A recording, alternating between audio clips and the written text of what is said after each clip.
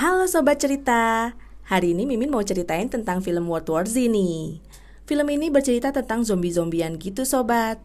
Film ini diperankan oleh pacar Mimin. Siapa lagi kalau bukan Brad Pitt? Langsung aja deh Mimin ceritain ya. Film ini diawali dengan shoot di sebuah rumah tempat keluarga Gary Land berada. Pagi itu adalah pagi yang normal sekali di mana anak-anak dari Gary Land membangunkan orang tuanya untuk sarapan bersama. Setelah melakukan sarapan, Gary Land dan keluarganya sedang dalam perjalanan menuju Philadelphia. Kejadian masih sangat normal. Di dalam mobil mereka bermain tebak-tebakan dengan gembira. Keadaan mulai tidak normal ketika spion mobil Gary Land ditabrak lari oleh orang tidak jelas. Melihat hal itu, Gary turun untuk melihat kondisi mobilnya. Sontak dari belakang ada polisi yang mengomeli Gary tanpa alasan yang jelas dan meminta masuk ke dalam mobil segera. Lalu dari belakang mobil truk sampah menabrak pak polisi yang marah-marah tersebut. Dengan sigap, Gary langsung kabur pakai mobilnya lewat jalur truk yang nyusruk itu. Ketika ngebut gak lihat-lihat jalan mobil, Gary dan sekeluarga ditubruk dari samping. Nah, setelahnya kepala mereka sekeluarga pusing semua dan mencoba sadarkan diri. Mereka langsung nyari van lain buat kabur dari tempat di mana sekeliling orang-orang berkelakuan aneh. Scene berlanjut, Gary dan keluarganya nyari mobil yang bisa dipakai kabur. Sebelum masuk mobil, dia ngelihat ada seonggok manusia yang sedang bertransformasi. Kerennya, pas si manusia itu lagi bertransformasi menjadi zombie, ada pengumuman otomatis dari stasiun dengan hitung mundur. Dan Gary dengan sigap langsung menghitung sambil kabur berapa lama transformasi yang dibutuhkan seonggok manusia berubah menjadi zombie. Wow, gokil. Transformasinya hanya butuh waktu 12 detik saja. Nah, ketika lagi bawa van buat kabur dari kerumunan kekacauan itu, mobil sebelah penumpang diseruduk-seruduk sama zombie. Dengan gercep, si Gary langsung tubrukin bagian kanan mobil nyusuk supaya si zombie lepas. Shoot selanjutnya tiba-tiba menunjukkan ada tentara Amerika yang bilang bahwa kota tidak bisa dikarantina. Wah, berarti tentara sebenarnya udah tahu lebih dulu dong nih. Setelah berhasil kabur dan menjauh dari kota, Gary mendapat telepon dari teman kerjanya sewaktu masih kerja di PBB. Katanya, temannya itu bisa bantu Gary buat keluar dari kota dan mengirimkan tim penyelamat. Sebelum dijemput, Gary dan keluarga mampir ke sebuah supermarket. Mereka mampir untuk mengambil persediaan makanan atau minuman dan obat buat anaknya yang terkena asma. Sampai di tempat obat-obatan, si Gary ketemu orang aneh yang nodongin pistol dan kelihatan jahat, tapi taunya baik. Gak lama dari sini terdengar suara jeritan anak dan istrinya. Ternyata istrinya hampir saja diperkosa oleh orang-orang tidak dikenal. Bayangkan, di saat lagi terjadi kekacauan, ada beberapa orang yang memanfaatkan situasi. Pengen banget Mimin tampol rasanya. Tapi dengan sigap, si Gary langsung mendorong istrinya dengan menembakkan senapan pada orang yang mau berbuat tidak pantas pada istrinya. Ngelihat kekacauan ini, Gary dan keluarga milih pergi segera. Pas mau pergi, taunya vannya dibawa kabur oleh seseorang. Sial. Akhirnya, si Gary telepon temennya lagi buat jemput ke atas gedung apartemen. Tapi kata temannya gak bisa jemput malam ini. Bisanya besok pagi. Gary pun setuju dan berarti dia harus bertahan hidup sampai besok pagi. Dengan sigap mereka sekeluarga menuju apartemen untuk bersembunyi dari zombie-zombie laknat yang nyerang dan menggigit orang-orang. Pas lagi jalan ke apartemen, si Gary lihat ada orang tua yang terlihat tidak sehat. Tapi zombie-zombie terlihat cuek saja tuh dengan orang tua itu. Nah, dari situ Gary merasa aneh. Nah, lanjut ketika mereka masuk apartemen, si anak yang paling kecil ini malah menghilang dong. Dicariin, malah teriak-teriak di depan pintu orang Meksiko dan akhirnya ketemu orang yang masih hidup. Lalu, akhirnya mereka masuk untuk berlindung di apartemen si orang Meksiko ini. Scene berlanjut keesokan harinya, bahwa si Gary mengajak orang Meksiko ini untuk pergi dari apartemen karena sangat berbahaya jika berlama-lama di dalam kamar. Tapi orang Meksiko ini tetap tidak mau pergi juga. Ya udah, Gary tetap pergi ke atas atap untuk menunggu penjemputan dari temannya itu. Selama perjalanan ke atas, anaknya sangat ketakutan. Aduh, kalau Mimin jadi dia juga bakal takut sih. Nah, pas lagi jalan, tahu-tahu aja ada zombie yang langsung menyerang tanpa basa-basi dan langsung ditembak sama si Gary. Pakai pistol lah, masa pakai apa lagi dong? Sontak semua zombie yang dengar langsung menghampiri karena mendengar suara kencang. Gary dan keluarganya langsung berusaha kabur sekuat tenaga. Buat info aja nih, ini zombie ngawur semua. Mereka bisa lari gak kayak zombie-zombie di film-film itu, atau game-game zombie yang jalannya lambat. Ini pokoknya zombinya ngaco deh. Nah, lanjut lagi ya. Pas lagi berantem sama zombie, udah mau kepepet, sampai darahnya udah ketelen, tahu-tahu anak orang Meksiko nolongin dia dengan nembak kepala zombie pakai pistol. Iya, kalian gak salah denger. Itu anak kecil nembak pakai pistol headshot lagi. Anak Meksiko, no wonder jago nembak. Wow. Akhirnya mereka berdua kabur, dan si Gary pas di atap langsung ngitung sampai 12 detik. Apakah dia berubah atau enggak? Soalnya kan dia abis telan darah zombie tuh. Singkat cerita, mereka berhasil lolos dijemput sama helikopter. Setelah sampai di zona aman, si Gary langsung diajak ngobrol sama temennya dan ngobrol juga bareng sama tentara. Katanya, kalau mau keluarganya dia aman, dia harus bantu tentara untuk cari tahu penyebab virus ini dan mencari tahu bagaimana cara menyembuhkannya. Bersama dengan ahli virus yang masih muda, dan mereka harus menuju Korea untuk mencari petunjuk tentang virus ini. Selama di pesawat, dia ngobrol sama si ahli virus muda ini. Gayanya sih keren banget. Pas di pesawat ngajarin si Gary tentang virus. Mother Nature is a serial killer. Nah, pas sampai di Korea, baru banget nyampe dan mau turun di area militer. Di sana si ahli virus muda ini ketakutan dan gak sengaja nembak dirinya sendiri karena panik. Udah keren-keren di pesawat, ngajar-ngajarin orang.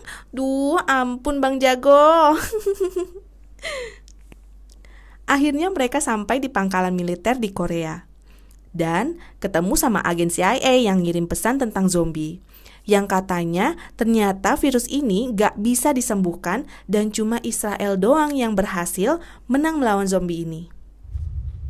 Karena udah ngebangun tembok yang bikin zombie gak bisa masuk.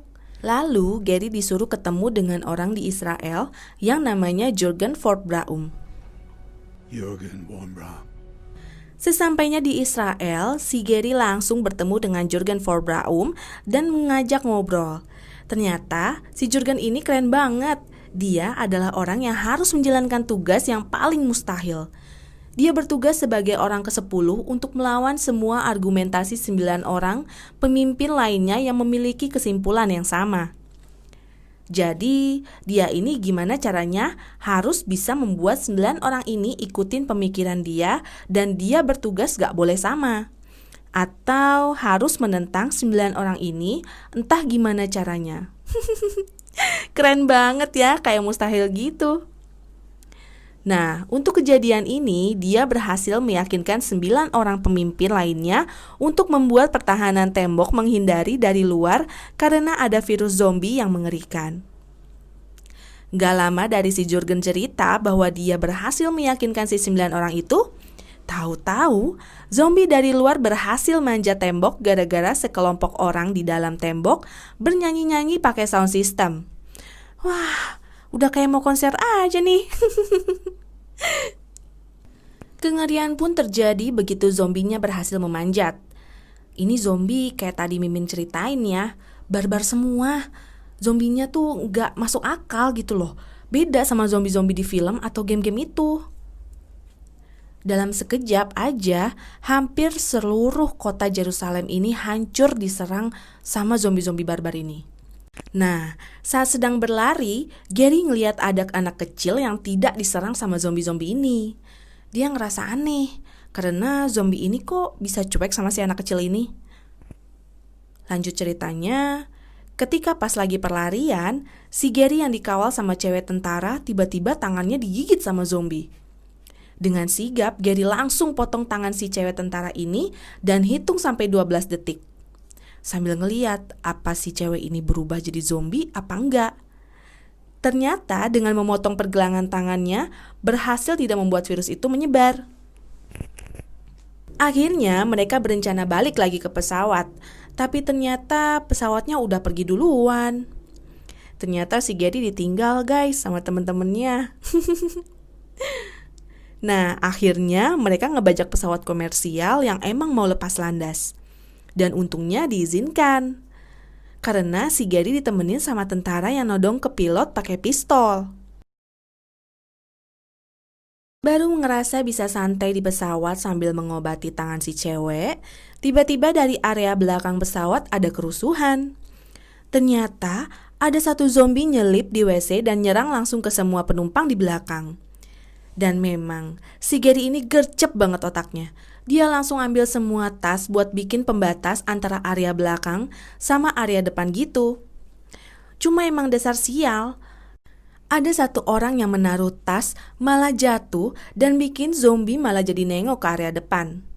Alhasil, zombie barbar ini langsung menyerang habis ke arah gerbong depan dan emang jagoan kita nih, ampun Bang Jago. Si Gary ini gercep banget otaknya. Dia ngelihat granat si cewek tentara.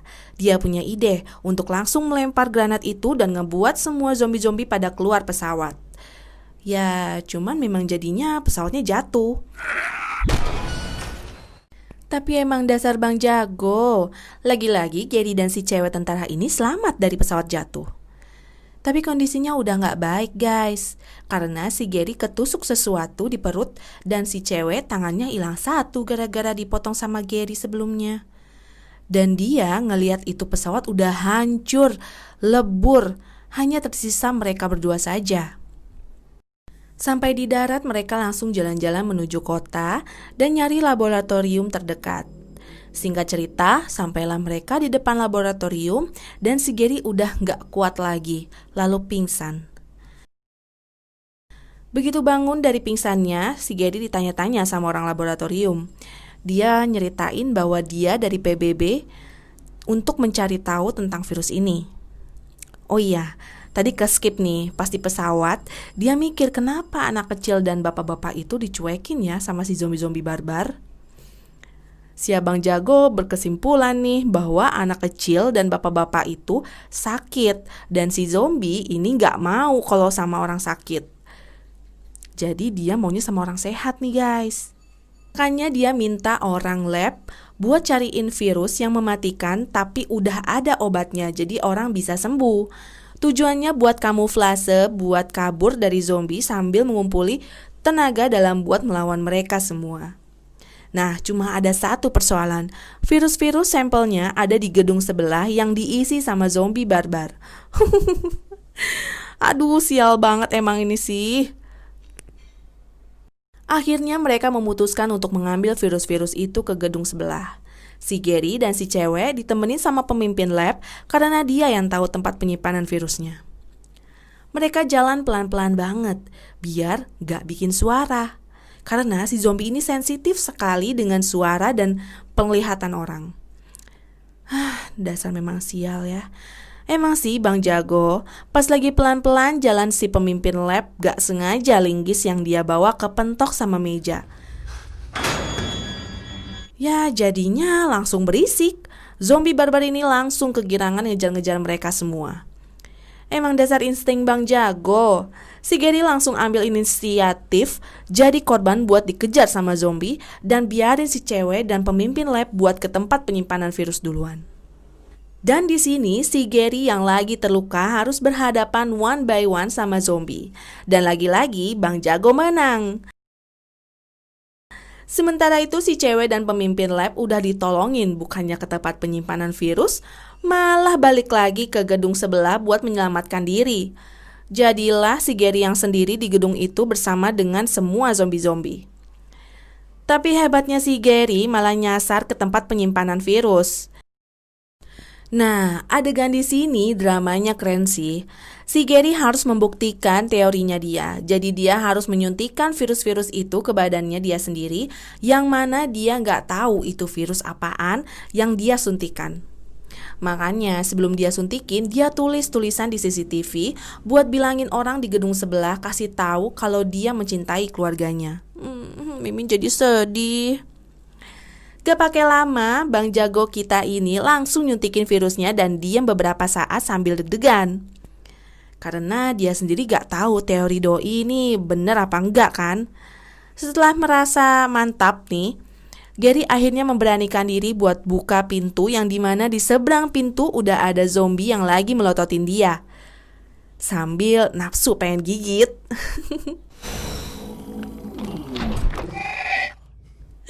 Dan alhamdulillahnya ternyata si zombie cuek sama si Gary. Dan teori si Gary terbukti benar, bahwa zombie gak doyan sama orang yang sakit, maunya sama orang yang sehat.